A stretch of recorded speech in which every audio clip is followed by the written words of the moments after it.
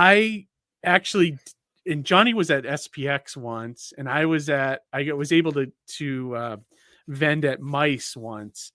And I love that atmosphere of comics and the indie spirit and zines and people making, just every kind of comic you could imagine. But I felt so inspired after that being at that show, and I had a smile all weekend and just happy to talk to people, even if they bought something or didn't buy something. I didn't care, and it was amazing. And that's why I'm happy you made a show like that, like, because when I started Plastic City, my plan was kind of to make something like you made, but more like, I think my goal was to make like a 90s Comic Con, like you had mentioned earlier, the Howard Johnson stuff. That's what my vision was. I wanted a show that was just comics and artists and writers, and a guy at the door with the empty cigar box collecting money. Like that's what my vision was. And it's kind of grown into like a standard Comic Con. Although I do try to curate it so that we don't have like energy drink guys and like I mean, you do a good, you do a good job of keeping it comic and art and craft centric. You know what I mean? Yes, where it's exactly. It's that, and it's not like new. But if I had to do it all over again, Johnny, I would do exactly what Matt's doing. I would love to get more focused on like indie stuff. But maybe someday, we'll see.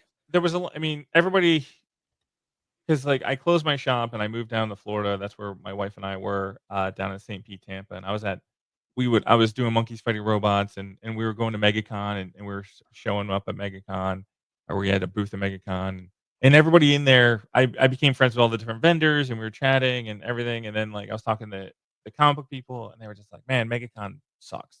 It just sucks. It's that it's all about the signatures and the autographs and the doing that kind of stuff and everything. And it's fun. Mhm. That's fine. It's awesome. I mean, I have a picture with Kevin Smith. I'm doing everything else everybody's doing. It's not, your origin sounds the same as mine, dude. I was so like disgusted with the way the big shows were. Like that's kind of what I felt when I was studying. When I was reading about Matthew.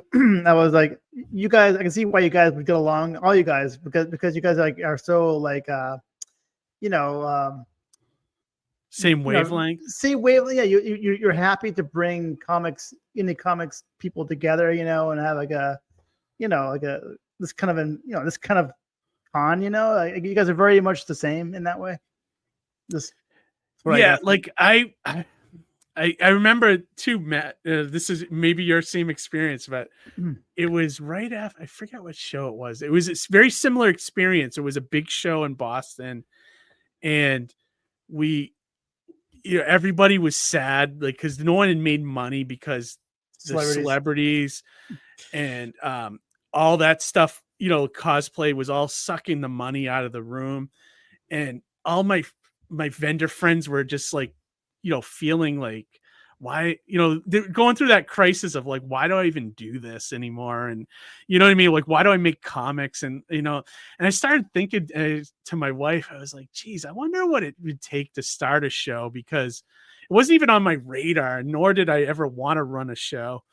But I wanted to do something for everybody that was, like, because in my community of artists and creators and stuff, I just like wanted to do something to help these people. And so like I was like, so I went and got like the first year Johnny, that's where I first met Johnny, was at my show, was year one. I went and got like a 80 table like VFW in my small town, and like that's awesome.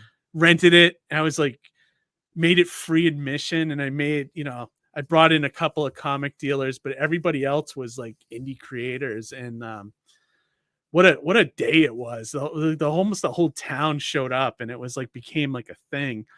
And I was so beat when it was over. I was just like, oh, I imagine you were too after your first show. But like there was something about it. I was just like, wow, people really showed up, and it's like I feel like I should keep doing this to keep that spirit going. That's awesome. That's really good. Yeah, no, I mean, like, my thing was all about like vibe, like having a certain vibe and just like, I use the word punk rock. I mean, I listen to punk rock. I also listen to pop punk. I So also listen, Manny's singing here too. yeah. But like, and there's it was just one of those things where I wanted a vibe, and it happened. And people came from all over. Like, Chad from Amsterdam came from Belgium. Oh my We God, had a that's big awesome. contingent come from LA, and this year we're gonna have the Canadians come in, and some Savannah art students are coming up this year as well. So people traveled for this show. I can't wait to meet them all. And then the hotel parties were awesome. We had drink and draw on Friday night. We had an after party on Saturday. I convinced them to like leave the bar open later, wow. and Nice. I like that. and they basically just let us take over that area, and it was so much fun, and the show itself, I just remember everybody smiling and everybody just being happy and cheery. I was running around like crazy just trying to make things work and have things happen, and make sure all the things were, and that's why I have like we had a couple volunteers, and like I handed one like my camera. I was like, make sure you take some photos, and then like another gentleman was like, hey, take photos, and I was just trying to make sure that like there was some photos of it because I couldn't do all that stuff. So we're definitely gonna have like a few more volunteers this year. We'll have a few more help, a little bit more help. And the people that helped out last year, my buddy Anthony and the artist Jamie Jones, they're coming back again. We're gonna have some cool panels and stuff. But big thanks to everybody. And then Eli Schwab at Cosmic Lion Publishing, like he was a big push on this, and that's why he has like Cosmic Lion Island with all his creators and all the books that he's publishing. And very cool. So there's definitely been some amazing people that have helped this come together. I gotta ask you this, Matt. The next day after you threw your first show, like what emotions were you going through? Like, oh man, I had to go back into like dad mode. Like my buddy Anthony had like a 7 or 8 a.m. flight. I stayed up till like 4 o'clock in the morning, and so I like stumbled out of bed. I took him to the airport, and then just like drove back home and like laid on my couch and like watched my kids. And like they jumped on me, and I was like, I'm just gonna lay on this couch for a little bit, and you guys can do whatever you want. And if you want McDonald's, I'll order McDonald's. Like we'll make them. It'll be the So I really didn't have that kind of like.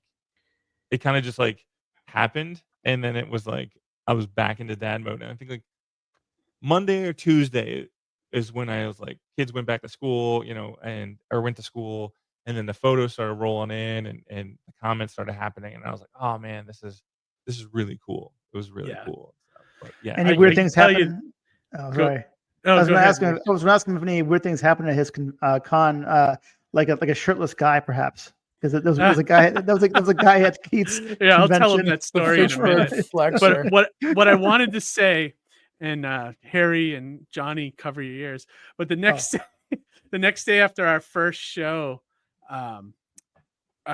we were back at the VFW. No, this was Monday actually. So it was like we had the show on Saturday, and then Monday, me and my wife had to go to the VFW and pull all the tables and chairs and everything. And the paper had come out, the local paper, and we picked it up, and as we were breaking down the tables and chairs, I'm reading the story about the convention and how like the guy was like, because Leominster never had anything like this. This is the town I was in. So, and the amount of people that it made happy and everything, I started crying. Like I was just I never like, it was just like, I was overwhelmed by like how happy I made everybody in the town and stuff.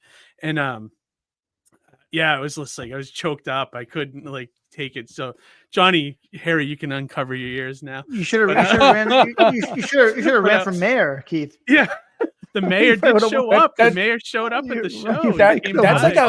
That's like a It's a Wonderful Life like Comic-Con version. Kinda, yeah. And the thing that was amazing, because you're talking about it was all rooted in misery. Like you were saying, how all your friends were like, "Why am I doing this?" They were having the existential creator crisis. They had such a good show with me that year that it saved them from completely quitting, which was jumping off a bridge. But yeah, Amy just Like- reminded me of it was so we have this cosplayer, which I don't know if you've ever met in your circle, called Matches Malone, who's like the Batman cosplayer in this area. He actually came to the show, and this little kid, you know, like was so happy to meet Batman that like he ended up going home from the show earlier in the day, but his mother came back later in the day. He had drawn a picture of Batman. Like it was just, you know, like the stuff you see like a 3-year-old would draw. Yeah. And she wanted him, you know, the kid wanted Batman to have it. So Oh, that's cool. and I was just like, oh my God, it was like just get you in the feels, you know?